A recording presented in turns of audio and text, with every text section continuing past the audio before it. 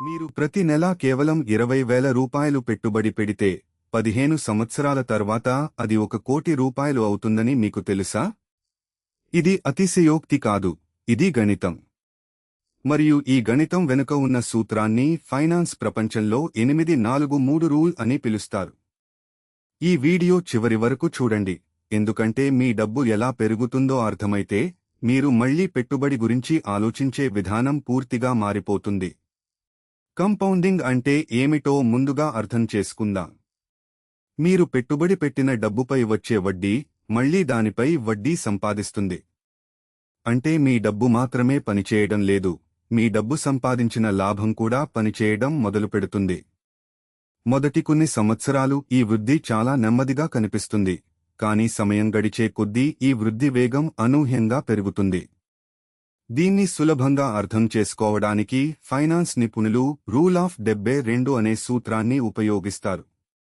72 అనే సంఖ్యను మీ వార్షిక రాబడి శాతంతో భాగిస్తే మీ డబ్బు రెట్టింపు కావడానికి పట్టే సంవత్సరాలు తెలుస్తాయి.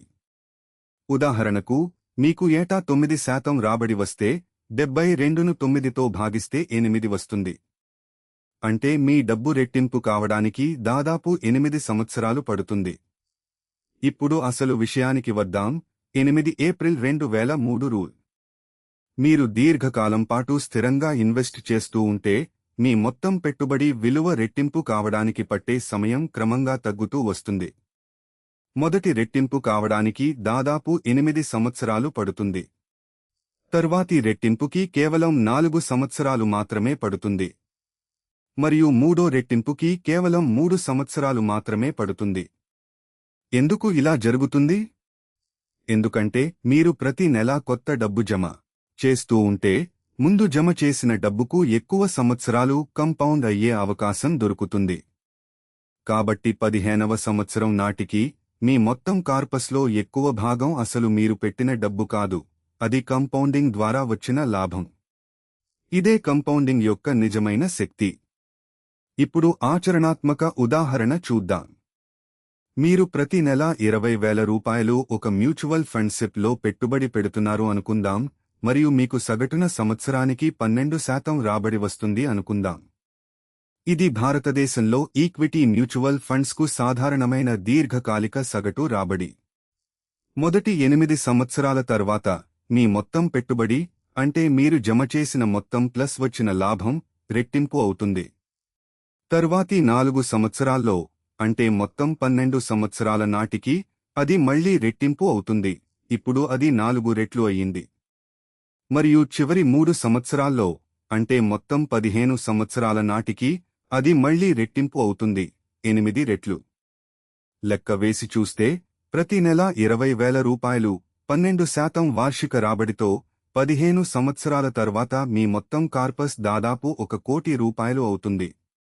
మీరు మొత్తం జమ చేసినది కేవలం 36 లక్షల రూపాయలు మాత్రమే. మిగిలిన 64 లక్షలకు పైగా అది పూర్తిగా కంపౌండింగ్ శక్తి వల్ల వచ్చింది. ఈ 20,000 రూపాయల ఉదాహరణలో ఓపిక ఎంత ముఖ్యమో చూపించే మరో కోణం ఉంది. మీరు కేవలం 10 సంవత్సరాలకే ఆగిపోతే అదే 20,000 రూపాయల SIP 12% రాబడితో కేవలం 46.5 లక్షల రూపాయలు మాత్రమే అవుతుంది. కాని మీరు 5 సంవత్సరాలు ఎక్కువ ఓపిక పట్టి 20 సంవత్సరాలు కొనసాగిస్తే అది 2 కోట్ల రూపాయలు దాటుతుంది. అంటే 15 నుండి 20 సంవత్సరాలకు వెళ్లే 5 సంవత్సరాల్లోనే మీ డబ్బు రెట్టింపు అవుతుంది. ఇదే 8 ఏప్రిల్ 2003 రూల్ యొక్క కొనసాగింపు. ఇప్పుడు ఇంకా వేగంగా పెరిగే ఒక టెక్నిక్ గురించి చెప్తాను, దీన్ని స్టెప్ అప్ SIP అంటారు. మీరు ప్రతి సంవత్సరం మీ SIP మొత్తాన్ని 10% పెంచుతూ పోతే ఏమవుతుందో చూద్దాం. మీరు నెలకు కేవలం 15,000 రూపాయలతో మొదలుపెట్టి ప్రతి సంవత్సరం దాన్ని 10% పెంచుతూ 12% రాబడితో 15 సంవత్సరాలు కొనసాగిస్తే మీ కార్పస్ 1,29 లక్షల రూపాయలు అవుతుంది. ఇది స్థిరంగా 20,000 రూపాయలు పెట్టడం కంటే ఎక్కువ, అయినా మీరు మొదలుపెట్టింది తక్కువ మొత్తంతోనే.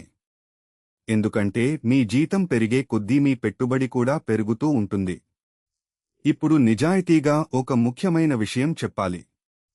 1 కోటి రూపాయలు ఈ రోజు అనిపించేంత పెద్దగా, 15 సంవత్సరాల తర్వాత అనిపించదు, ఎందుకంటే ద్రవ్యోల్బణం సగటున 6% వార్షిక ద్రవ్యోల్బణం అనుకుంటే 15 సంవత్సరాల తర్వాత వచ్చే 1 కోటి రూపాయల నిజమైన కొనుగోలు శక్తి ఈ రోజు విలువలో లెక్కిస్తే దాదాపు 42 లక్షల రూపాయలకు సమానం. ఇది కూడా చాలా మంచి మొత్తమే. కానీ మిమ్మల్ని ఎవరైనా 15 సంవత్సరాల్లో కోటీశ్వరులు అవ్వండి అని చెప్తే అసలు విలువను అర్థం చేసుకోవడం ముఖ్యం. ఈ లెక్కలన్నీ పక్కన పెడితే చాలామంది ఈ ప్రయాణంలో ఒక పెద్ద తప్పు చేస్తారు. మార్కెట్ కొంచెం పడిపోగానే భయపడి తమ సెప్ ఆపేస్తారు లేదా డబ్బు తీసేస్తారు. కంపౌండింగ్ యొక్క అసలు మ్యాజిక్ చివరి కొన్ని సంవత్సరాల్లోనే జరుగుతుంది. మీరు మధ్యలో ఆపేస్తే మీరు అత్యంత ముఖ్యమైన వృద్ధి దశను కోల్పోతారు. అందుకే ఫైనాన్స్ నిపుణులు ఎప్పుడూ చెప్పే మాట, సమయం మార్కెట్లో ఎంత ఉన్నారు అనేది మార్కెట్ను టైం చేయడం కంటే చాలా ముఖ్యం. మీరు ఎంత తొందరగా మొదలుపెడితే మీ డబ్బుకు కంపౌండ్ అవ్వడానికి అంత ఎక్కువ సమయం దొరుకుతుంది. 20 సంవత్సరాల వయసులో మొదలుపెట్టడం 30 సంవత్సరాల వయసులో మొదలుపెట్టడం కంటే చాలా పెద్ద తేడాను చూపిస్తుంది. దీన్ని ఖచ్చితమైన లెక్కతో చూద్దాం. ఒక వ్యక్తి 25 సంవత్సరాల వయసులో నెలకు 10,000 రూపాయలు సెప్ మొదలుపెట్టి కేవలం 10 సంవత్సరాలు మాత్రమే కొనసాగించి 35 సంవత్సరాల వయసులో ఆపేశారు అనుకుందాం. కానీ ఆ డబ్బును తీయకుండా 60 సంవత్సరాల వయసు వచ్చే వరకు పెట్టుబడిలోనే ఉంచారు. మొత్తం మీద ఆయన పెట్టిన డబ్బు కేవలం 12 లక్షల రూపాయలు మాత్రమే. ఇప్పుడు రెండో వ్యక్తిని చూద్దాం. ఆయన 35 సంవత్సరాల వయసులో మొదలుపెట్టి నెలకు 10,000 రూపాయలే అయినా ఆపకుండా 60 సంవత్సరాల వయసు వచ్చే వరకు, అంటే 25 ఏళ్లపాటు నిరంతరం సెప్ కొనసాగించారు.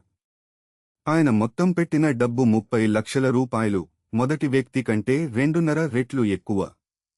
ఫలితం చూస్తే మీరు ఆశ్చర్యపోతారు.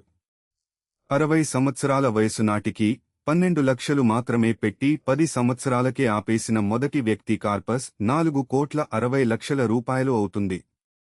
కానీ 30 లక్షలు పెట్టి 25 ఏళ్లపాటు నిరంతరం కొనసాగించిన రెండో వ్యక్తి కార్పస్ కేవలం 1,90 లక్షల రూపాయలు మాత్రమే, మొదటి వ్యక్తిలో సగం కంటే తక్కువ. తక్కువ డబ్బు పెట్టి 10 సంవత్సరాలు ముందుగా మొదలుపెట్టడం వల్లే ఈ తేడా వచ్చింది. ఇదే కంపౌండింగ్లో సమయం విలువ. ఇప్పుడు ఫైనాన్స్ టాక్స్ టిప్స్ ఛానల్గా మీకు ఒక నిజమైన టాక్స్ టిప్ ఇవ్వకుండా ఈ వీడియో ముగించలేను. మీరు కంపౌండింగ్ లాభాల కోసం మాత్రమే కాక పన్ను ఆదా కోసం కూడా చూస్తుంటే ఈఎల్ఎస్ఎస్ మ్యూచువల్ ఫండ్స్ గురించి తెలుసుకోవాలి. సెక్షన్ 80సి కింద ఈఎల్ఎస్ఎస్లో పెట్టుబడి పెడితే ఏడాదికి 1.5 లక్షల రూపాయల వరకు మీ ఆదాయపు పన్ను నుండి మినహాయింపు పొందవచ్చు. మరియు ఇతర 80సి పథకాలతో పోలిస్తే ఈఎల్ఎస్ఎస్ యొక్క లాక్-ఇన్ పీరియడ్ కేవలం 3 సంవత్సరాలు మాత్రమే. ఇది అన్నింటికన్నా తక్కువ. అంటే మీరు పన్ను మినహాయింపు పొందడమే కాక అదే డబ్బు ఈక్విటీ మార్కెట్లో పెట్టుబడిగా పెరుగుతూ పైన చెప్పిన కంపౌండింగ్ శక్తిని కూడా పొందుతుంది. పన్ను ఆదా మరియు సంపద సృష్టి రెండూ ఒకే పెట్టుబడితో సాధించడం అంటే ఇదే. చాలామంది మ్యూచువల్ ఫండ్స్ రిస్క్తో కూడుకున్నవి, మేము దూరంగా ఉంటాం అని అనుకుంటారు. ఇది పూర్తిగా తప్పు కాదు, కానీ అసంపూర్ణమైన అవగాహన. స్వల్పకాలంలో ఈక్విటీ మార్కెట్ ఎక్కి దిగుతూ ఉంటుంది, కొన్ని సంవత్సరాలు నష్టం కూడా రావచ్చు. కానీ 15-20 సంవత్సరాల దీర్ఘకాలంలో చూస్తే ఈ హెచ్చుతగ్గులు సగటుగా సర్దుకుపోయి స్థిరమైన వృద్ధిగా కనిపిస్తాయి. అందుకే సెప్ పద్ధతి పనిచేస్తుంది. మార్కెట్ పడినప్పుడు తక్కువ ధరకు ఎక్కువ యూనిట్లు కొనుక్కుంటారు, పెరిగినప్పుడు తక్కువ యూనిట్లు కొనుక్కుంటారు. సగటున మీ కొనుగోలు ధర సమతుల్యంగా ఉంటుంది. కాబట్టి మీ టేకావే ఇదే: మీరు ఎంత పెద్ద మొత్తంతో మొదలు పెడుతున్నారు అనేది ముఖ్యం కాదు, మీరు ఎంత స్థిరంగా, ఎంత దీర్ఘకాలం పెట్టుబడి పెడుతున్నారు అనేదే అసలు ముఖ్యం. చిన్న మొత్తంతో మొదలుపెట్టినా పర్వాలేదు, వీలైతే ప్రతి సంవత్సరం కొంచెం పెంచుతూ ఉండండి, కానీ మొదలు పెట్టండి మరియు మధ్యలో ఆపకండి. ఇలాంటి ఫైనాన్స్ మరియు టాక్స్ టిప్స్ ప్రతిరోజూ కావాలంటే ఫైనాన్స్ టాక్స్ టిప్స్ ఛానల్ని సబ్స్క్రైబ్ చేసుకోండి. మీ డబ్బుకు సంబంధించిన ప్రతి ముఖ్యమైన అప్డేట్ మేము మీకు అందిస్తాము. మీరు ఇప్పటికే సెప్ మొదలుపెట్టారా లేదా ఇప్పుడే మొదలు పెట్టాలని అనుకుంటున్నారా? కామెంట్స్లో చెప్పండి.